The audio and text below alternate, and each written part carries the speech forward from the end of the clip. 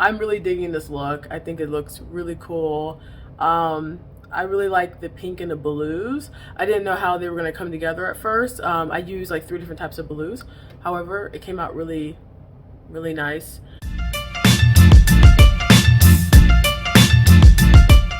I just want to jump in quickly and talk about my hair for a second. So as you can see, I did dye this right here red. I'm thinking about dyeing the tips. At first I thought red, but I might do purple or pink. Haven't decided yet. My hairdresser thinks fuchsia would look nice. Just do the tips all fuchsia. I haven't decided what I'm going to do yet. Hey, if you have a suggestion, comment what color you think I should do for the tips. At one point I was getting cold feet and I was like, maybe I should just do blonde, which I know is kind of basic, but I'm still trying to figure this out. But I'm thinking now I'm going to do blonde. I don't know what the heck I'm doing. I'm like chickening out at the last minute. But yeah, I wanted to jump in and talk about my hair for a second. As you guys know, I work in IT and I work on Wall Street. So this is something that a lot of people, like the way I'm looking right now, a lot of people would think that you can't go to work like this. I probably would not go to work with such a pronounced look like this. However, you know, let's talk about my hair for a second, like me dyeing my hair, the earrings I wear. I'm not a very conservative person. I do dress up for work. I don't have to, but I like dressing up. However, my style is more edgy, and so it's professional, but it's like edgy professional.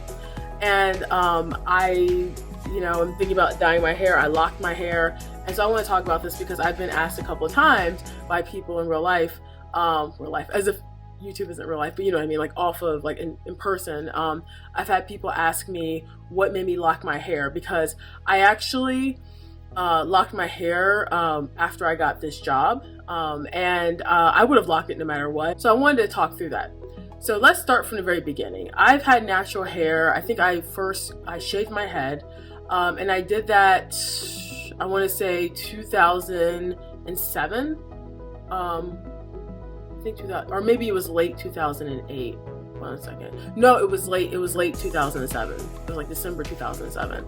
And so I cut all my hair off, and and then it started growing out, and like I had like maybe that much hair when I started doing like fades and certain architectural cuts. So I started doing that around like I had a teeny weeny afro, and I would just like have a taper or a fade like on this side, and I would hair on the top.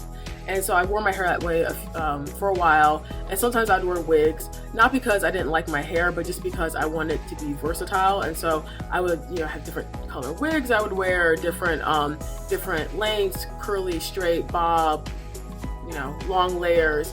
And so I started doing that for a while. Then I entered into corporate America officially when I graduated from college. I had a job working in consulting, and that's when I would wear the wigs. I'd wear professional wigs. Sometimes I'd wear my hair in an afro, and then my hair started growing out, and I decided not to cut it anymore. And so I started, I had a huge afro, like it was like probably down to here. And that's when I started wearing my hair like that at work. No one really had any objections. No one ever said anything to me either way. I've never had any comments made about my hair. At one point, I dyed my hair like an orangey red when it was really short, and I had like the taper, and it was kind of like, I don't know how to describe it. I can probably see if I can find some pictures, but I probably will not be able to find pictures of that hair. But I had like a short taper, and I had it was kind of like an orangey red, and it was pretty bold. But like when you have short hair, you can kind of get away with sometimes bolder colors. And no one ever said anything. I started growing my hair out, and I would get a lot of compliments at work. And I worked in a predominantly white environment, and people would say, "Oh, your hair's so cool. I like your afro. Why don't you just wear your hair that way all the time?" And I was like, why don't I wear my hair this way all the time? Like, I guess I thought it wasn't versatile enough, and I don't like straightening my afro because I have a lot of hair, and it just doesn't make sense to like go through all that to straighten it, where I can just braid it up and wear a wig that's already straight. So, but yeah, I mean so I started wearing it out, and also it got so big that it would take a lot of work to braid it up and wear a wig. So I stopped wearing wigs for a second, and then that's just kind of how I wore my hair for the next few years. I just really didn't feel like the afro suited me because it was a lot of work. It was huge hair. I'm not a fan of huge hair. And some people love big hair. I don't think it fits my personality to have huge hair. The reason why I started wearing my hair natural was to save time, because like I'd be in a hairdresser all day long. And when I had permed hair, my permed hair was really long. I've always had long permed hair. Like my hair would be like down like to like my bra strap, and I've had hair that long for years. And so when I would get permed, it would take all day. And then, you know, you had to be careful. You can't swim. You can't go out in the rain because it takes forever to like fly iron the hair again. And I like to work out. I sweat a lot. And so for me, I never really liked having permed hair. My mother permed my hair when I was 4 years old, you guys. And I never knew that I could wear my hair natural until one day I remember saying, what would happen if I just grew my hair out and didn't perm it? And so I just did it. And what's funny is that a few years after I went natural, that's when it became really popular again to go natural. It's kind of interesting how everyone kind of gets on the same wavelength as a group of people. Like society was just kind of like, a lot of black women are like, you know what, I'm sick of being a hairdresser all day long. I'm sick of putting these chemicals in my hair. I'm sick of burning my hair. Some black women, their hair breaks off when they get it permed and flat ironed too much. I did that before it became really popular. So I used to get a lot of questions outside of work. Like, again, my coworkers never said anything. HR never said anything to me. My managers never said anything to me. My clients never said anything to me. Now, I don't know if they were saying things behind my back, but I don't think they were. A lot of people would just always compliment me on my hair and say, oh, it's really cool. And like when I had the huge afro, people would stop me all the time. Oh my goodness, you all. Like I would be on my way to work and people would just stop me and ask me questions. Every race of people like would just ask me about my hair. So it was always like a positive thing. I never had any bad experiences with my hair being natural at work. Ever since I've been in corporate America, pretty much, most of my corporate life, my hair's been natural, I'll put it that way. I did have permed hair at some point at work, but for the most part, most of my career has been natural. So then fast forward, I decided like around 7 years ago to lock my hair. That kind of came up with I had this huge afro. It would get really long. My hair grows extremely fast. It's always growing fast. Even when it was permed, it would grow fast. And I don't know what it was. I just kind of didn't want to have an afro anymore. And I was thinking about braiding my hair and just getting braids. I remember when I was younger, I went 2 years straight with braids. So I thought, well, maybe I'll just get braids. And I thought about how long it takes. It's like anywhere between 14 and 16 hours. Now, my hair grows fast, so my braids always had to be changed out within like 2 months because I would have new growth after like 2 months. And so I was like, oh, I don't want to do that. And so I was just trying to get ideas. I was like, I don't know if I want to cut my hair again. What do I want to do with my hair? And when I had an afro, I wore it in different ways. Like I had a faux hawk at one point. I've had different layers put in. I've had different taper, like layered hairstyles. I've had like even when it was short, I'd have like short architectural like cuts and things. So I've done like almost been there, done that when it comes to the afro. I've worn it in every different shape you can imagine. So I was kind of getting bored, and then I was following a YouTuber named Francesca Ramsey. And she had dreadlocks. I was watching her just for her content because she is funny. She's a comedian. She did hair tutorials. She also did makeup. And so I was watching her channel just because I found her entertaining. I wasn't watching her channel for her hair, but you know, I would find myself watching her hair tutorials. And then one day it just dawned on me like, yo, I really like her hair. And wow, I wonder if I could do that to my hair. So that was when the seed kind of got planted. Then I was on Facebook one day and I saw a picture of Ava DuVernay, and I remember just thinking, oh my goodness, her hair. And I just remember thinking it looked so regal. Her locks were really long at the time. I think they were almost to her waist, and she had them like waved out, like mermaid waves. And that's when I was like, I think I want that hair. Like I think it looks really cool. I think it looks badass. It's different, and it's something that takes a lot of time and effort and patience. And I hate using the word patience because a lot of people in the dreadlock community, it's a buzzword, patience. But what I mean by patience is not, everyone wants their hair to lock as fast as it can. I think that's totally normal. For me, my hair is not a spiritual journey, but I know with some people it is. What I mean is that like you have to, like a lot of people are going to judge you when you first lock your hair because it doesn't look neat. the first year you do it. And so I've always been one of those people who like has a vision and likes to see it out to the end. And I thought I could possibly see who my real friends are and see how society treats me in the different stages my hair goes in. You know, like people sometimes joke around and say, oh, people with dreadlocks, like they're homeless. Well, yeah, everyone goes through that homeless phase with your dreadlocks. I went through the homeless phase as well, where, you know, your hair looks kind of wild. Something you can do is locking. So it has to frizz up. It has to, they call it budding, where the ends start locking, but then it's kind of like, it looks kind of like a balloon, and it's just like your hair is just kind of frizzy on the top, and the ends are like these little knots. So I just start locking my hair. I did not ask permission from my company. The way I saw it is that they know I'm Black when they hired me. There was one other person at my company who had dreadlocks, and at the time I started mine, she actually took hers out. And I ended up being the only Black woman with dreadlocks, but at one point there were two of us. And she was pretty high up in management, and no one said anything to her about it. But she did say that when she first started, she asked a fellow Black person who was in management if she should lock her hair, and they said no. And then she thought about it and went ahead and did it anyway. But she did ask. Eventually, she did ask a white person in management. She asked the executive of her department if it would be okay, and he kind of got offended. He was like, "Of course it's okay." He's like, I don't care what you do with your hair. I never did that. I remember after my hair officially, became mature and officially locked. I remember she came to me one day and she said to me, she goes, I think it's great that you didn't feel the need to ask for permission. She was like, I did. And she was like, I just think that's really cool that you just went ahead and did it. And I think it's a generational thing. She's a different generation than me. And I think nowadays people don't ask. With that said, hopefully, I guess it depends on the corporate culture of your company, but I was prepared for if HR said something to me, or if my company said something to me, my company, or my colleagues or my boss. I would mention that my hair was locking. I would just casually mention it if someone asked me a question about my hair. I said, oh yeah, I'm locking it.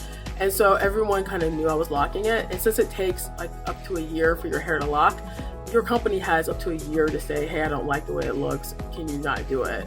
Again, that's not your company's place to say that to you.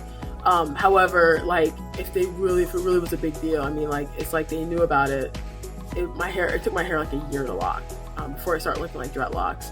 And then again, it's in a messy period. And what I would do is I would put my hair back like in a like those headbands, or I would just kind of put it up in a loose updo with like bobby pins or whatever. And it always looked professional. Or I would twist it, because like I twisted my locks at first. So I would twist them and so that it would look like a hairstyle. And so a lot of people thought it was just a twist out, like my afro was twisted out. And most people didn't really know until like after it started maturing, and then people would ask me like, oh, are you locking your hair? And again, it wasn't a big deal. I got a lot of compliments. I've had people come up to me and say your hair is cool. I've had people ask questions about like, oh, how do you take care of it? And it's like I'm educating them, and they're like, oh, that's really cool, like, oh, your hair is so clean. I've had people say stuff like that to me. And so I think it's ultimately is good. I think if you want to lock your hair and you're in corporate America, go ahead and lock your hair. I don't think it's a big deal. I think I actually did not want to come from the perspective that I'm asking for permission. I wanted to come from the perspective that this is my hair, this is my culture, and that I did not do anything wrong. So whenever people would ask me questions, I'd always be matter of fact and confident in my response. You didn't do anything wrong. This is just your hair. And dreadlocks are professional. They look professional. You can curl them. You can style them. They're clean. There's nothing wrong with dreadlocks.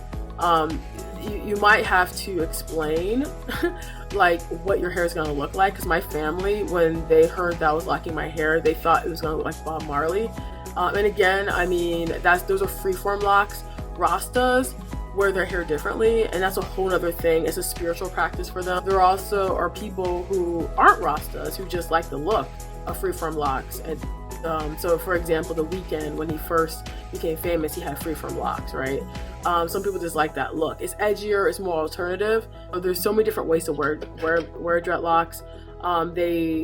everyone's locks look different unless you do like a more manicured look. And even with manicured dreadlocks, which my locks are considered manicured because they're neater, and they're neater because I actually go in and I do maintenance on them. Even with manicured locks, I mean, you can grow out your roots. Some people will manicure the ends and then grow out their roots, and their roots are a little bit more wilder. You can do a combination. Look at Toni Morrison's locks. I mean, like, there's so many different things you can do to your locks. It's no different than having loose hair, right? People have loose hair. Some people's loose hair, they wear short. Some people's loose hair, they wear long. Some people cut their loose hair in layers. Some people have bangs with their loose hair. Some people, like everyone, there's many ways to wear your hair when it's loose. There's many ways to wear your hair when it comes to dreadlocks. If you're working in like a very strict environment, you do want to make sure that you look at the employee handbook and see if there's any mention on like hair. There was no mention of hair in my employee handbook at all. But I did check the employee handbook to make sure. If you really are concerned, you can always go to HR and ask them, but just know that when you ask for permission, you might open the door for them to, like, especially if your HR is not good, for them to say, oh, well, we don't really think about your clients or something like that. That's a worst case scenario. I think most companies now are more progressive and really don't care. And also another thing you can do too is just tell them instead of asking for permission. Be like, hey, I'm just letting you know I'm locking my hair or whatnot. But again, I just went ahead and did it, and I figured if someone had a problem with it, they would tell me as my hair's locking, because it's gonna look messier when you first do it, and it's gonna look neater the longer you have your lock. So in the homeless phase, if people aren't asking me questions in the homeless phase, then I shouldn't be calling it the homeless phase. I'm being facetious. I mean, it's just the baby phase, baby dreadlock phase. That's probably when people are going to say the most to you in that phase, because they look kind of messy, right? And so if someone were to say something to you, that's when you have the conversation. So that's what I would do with my coworkers, right? Because not all my coworkers were like pro dreadlocks, right? Most of my coworkers were, but of course, the people who had the problem with it, the few people who did have a problem with it, they were not in management, and of course, they were fellow Black people. Yeah. I had one person say to me, well, your hair is gonna smell. And I said, no, you just you wash your hair like you just wash your hair like you normally would. They're clean. I mean, wash them. And so I told him that, and then he kind of got attitude with me, but then someone jumped in and like said, yeah, you can like, locks are clean, you wash them, it's not a big deal, like, and then the person goes, well, how do they lock if they're clean? And I had explained to the person, well, it's friction that causes the hair to lock. Is this hair knotting up? I'm not brushing my hair every day, I'm not combing through it, so eventually it locks up. If you never combed your hair, it would lock up. And then the same person used to always, like, I would come in with my hair curled, because like when I first started locking my hair, I would curl my hair all the time and these beautiful curls. And he's like, oh, I love your hair. And I'm like, you were the person a year ago. And I was like, oh, it's gonna be dirty and all, but that's just people. People don't see the vision sometimes, or they're afraid to be themselves. They're afraid to wear their hair in an afro, or they're afraid to lock their hair, or get tattoos, or whatever it is. And I think that if you're a solid employee and you're professional, I think people aren't going to make a big deal about these things. You have to advocate for yourself, right? And this is just your culture. This, like, and if someone were to have a problem, I would say, well, this is my hair. This is what it does. Like, I'm African American. Perming my hair isn't safe for me. I have psoriasis, so I could tell my company I have psoriasis. Putting like an harsh chemical on my scalp actually causes issues, so I wear my hair naturally. Also, with my afro, a lot of times I have to wear it up to get out of my face, and that's not good for the circulation of my scalp. Therefore, I'm wearing my hair in this manner, which is very traditional to my culture, and leave it and keep it moving, And I think nowadays companies are more into diversity and inclusion, and so I don't think anyone would challenge that, especially if you mention a cultural aspect of it. If there is a spiritual aspect to it, say you are Rasta, you can mention that as well. I don't think people would challenge that. If people are going to judge you by the way you look, they're going to do it no matter what. Whether your hair is permed, whether it's short, long, whether it's dyed a natural color or an unnatural color. If someone has a problem with the way you look, they're going to have a problem with the way you look. If someone's that superficial, that's their character flaw.